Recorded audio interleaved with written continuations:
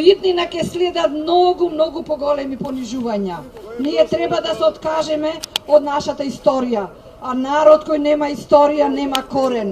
Кој нема корен, нема ни иднина. Историјата е коренот на нашата иднина. Ако нема корен, кај ќе листаат нови генерации? Кај ќе имаме ние нови македонци? И затоа беше таа борба да не се подклекне. 3-4 години бев еден од тие кои заедно со претходната влада размислуваа како да се потпише тој добрососедски договор, но никогаш да не прифатиме дека не постои македонски јазик, да не прифатиме заедничка историја. Што значи заедничка историја? Тоа значи македонците да се претопат, да бидат ништо, да го изгубат својот идентитет.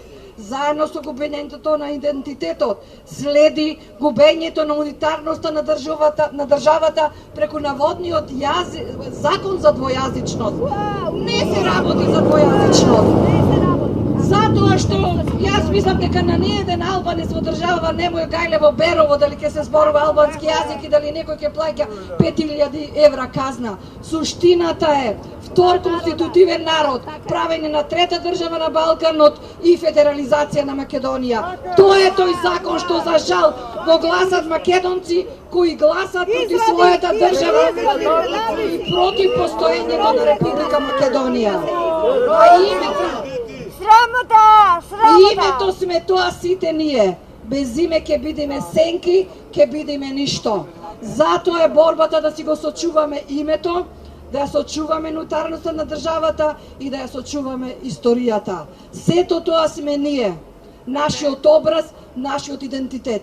Јас сум човек кој смета дека на светот има само две религии и две нации, луѓе и нелуѓе. А за да бидам човек, треба да си ја сакам татковината, да си бидам јасно идентификувана и дефинирана. Јас сум македонка и мојата држава е Република Македонија.